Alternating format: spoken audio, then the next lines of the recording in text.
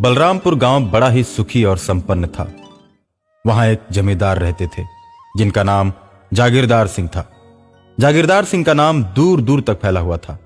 गांव के आसपास कोई भी घटना घटती तो उसका फैसला जागीरदार सिंह ही किया करते थे।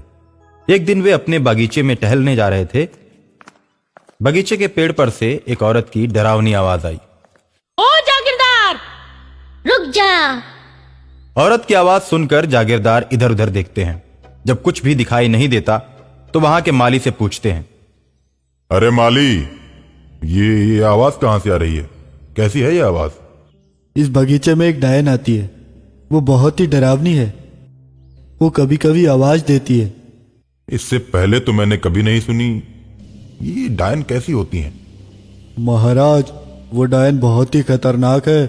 वो लोगों को नुकसान पहुंचाती है, किसी को भी मार देती है। मरने से कुछ दिन पहले वो लोगों को केले खिलाती है।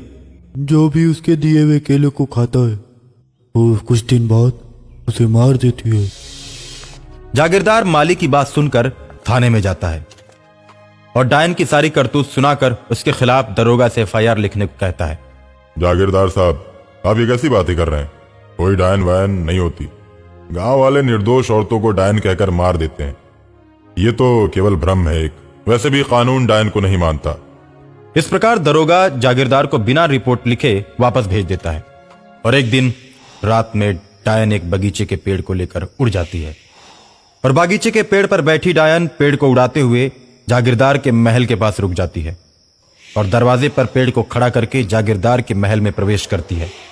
जागीरदार बिस्तर पर जैसे ही लेटता है उसके बाथरूम से नल खुलने की आवाज सुनाई देती है। जागीरदार सोचता है, इतनी रात गए मेरे घर के अंदर आकर किसने नल खोल दिया? दरवाजा भी बाहर से बंद है। फिर सोचता है वो कि शायद मैंने ही खोला होगा। ऐसा सोचकर जागीरदार नल बंद करने के लिए जाता है। जब बाथरूम में पहुंचता है तो नल अपने आप बंद हो जाता है, जिसे देखकर जागीरदार सोच में पड़ जाता है। जागीरदार इस घटना को अपने मन का वहम मानकर बिस्तर पर जाकर फिर से लेट जाता है। उसके बिस्तर पर लेटते ही उसके कमरे की बत्तियां अपने आप जलने बुझने लगती हैं, जिसे देखकर जागीरदार डर जाता है। मेरे कमरे में कौन आया है? मेरे सामने आओ। इतनी जल्दी क्या है? जागीरदार, अपनी मौत को इतनी जल्दी क्यों बुलाते हो? मैं जब सामने आऊंगी तो तुम्हें कुछ ही देर बाद इस दुनिया की सैर करा के मार दूंगी। अरे तू कहां से बोल रही है? तू नजर क्यों नहीं आती? मेरे सामने आ। मैं तुम्हारे सामने आऊंगी, लेकिन तुम्हें मेरी एक शर्त माननी पड़ेगी। मैं तुम्हारी हर शर्त को मानने के लिए तैयार हूं। तो तुम अपने बेड पे पड़े हुए केले खाओ। ये केला तुम्हारे बगीचे के पेड़ का ही है। ठीक है। ऐसा कहकर जागीरदार केला खा जाता है और जैसे ही वो केला खाता है उसे माली की बात याद आ जाती है कि डायन केला खिलाने के कुछ दिन के बाद केला खाने वाले को जान से मार देती है। जागीरदार ये बात मन में सोच रहा होता है कि तभी डायन कहती है, तुम यही सोच रहे हो जागीरदार कि मैं जिसे केला खिलाती हूँ उसे कुछ दिन बाद मौत के घाट उतार देती हूँ। समझ लो, अब तुम कुछ ही दिन के मेहमान हो। मेरे खिलाफ तुम थाने में रिपोर्ट लिखवाने नहीं जाते तो मैं तुम्हें नहीं मारती। तुम मुझे धमकी मत दो। मेरे सामने आओ। डायन जागीरदार के सामने एक सुंदर औरत का रूप बनाकर आती है और जागीरदार को पकड़कर खींचते हुए कमरे के बाहर लाती है। पेड़ के ऊपर जागीरदार को अपने साथ बैठाकर आसमान में उड़ जाती है। जागीरदार जब डायन को पेड़ को हवा में उड़ाते हुए देखता है तो डर से कांपने लगता है। आसमान में डायन का चेहरा बहुत ही भयानक हो जाता है। वो पक्षियों को पकड़ पकड़ कर खाने लगती है। मैं तुम्हें इसी तरह मार के खा जाऊंगी। अभी मैं तुम्हें अपने महल ले चलूंगी जहां मेरी बहुत सारी सहेलियां रहती हैं। ऐसा कहकर डायन रात में जमींदार को एक पहाड़ी की तलहटी में बने भयानक खंडहर में ले जाती है, जहां बहुत सी डायन आपस में बैठकर बात कर रही होती हैं। डायनों को देखकर जागीरदार डर जाता है। सहेलियों, अगली अमावस की रात को हमारा शिकार यही बनेगा।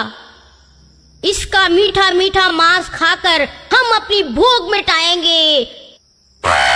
इसका मांस खाने में बहुत ही मजा आएगा, लेकिन अभी इसे यहाँ से ले जाकर इसे महल में पहुंचा दो।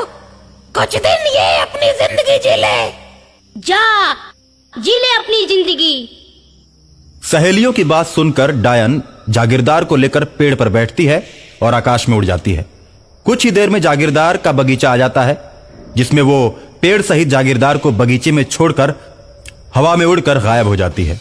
जागीरदार बगीचे से घर की तरफ जाता है और सुबह ही गांव वालों के पास जाकर सारी घटना को बताता है।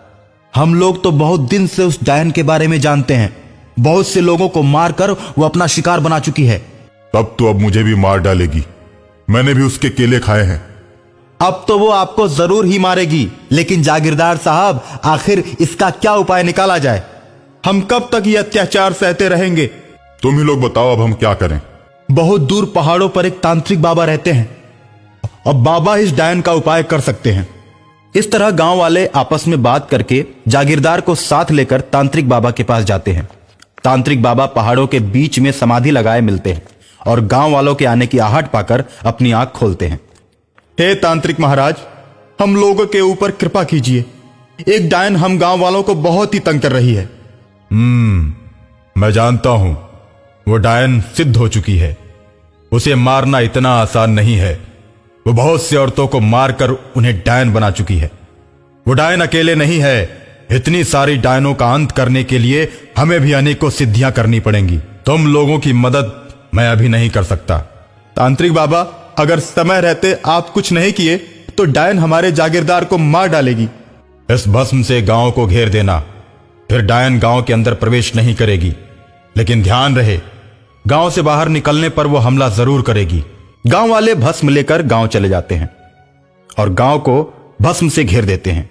ये बात डायन को पता चल जाती है तो डायन गांव वालों पर क्रोधित हो जाती है और सारी डायनों को इकट्ठा कर पूरे गांव को घेर लेती है और उनसे कहती है, आखिर कितने दिनों तक तुम लोग गांव से बाहर नहीं निकलोगे?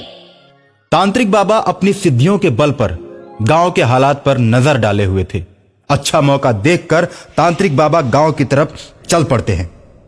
हवा में उड़ते हुए आते हैं और डायनों पर जादुई जल की बारिश कर देते हैं, जिससे सभी डायन धू धू कर जलने लगती है और जलकर राख हो जाती हैं। गांव वाले डायनों से मुक्त होकर तांत्रिक बाबा की जय जयकार करने लगते हैं।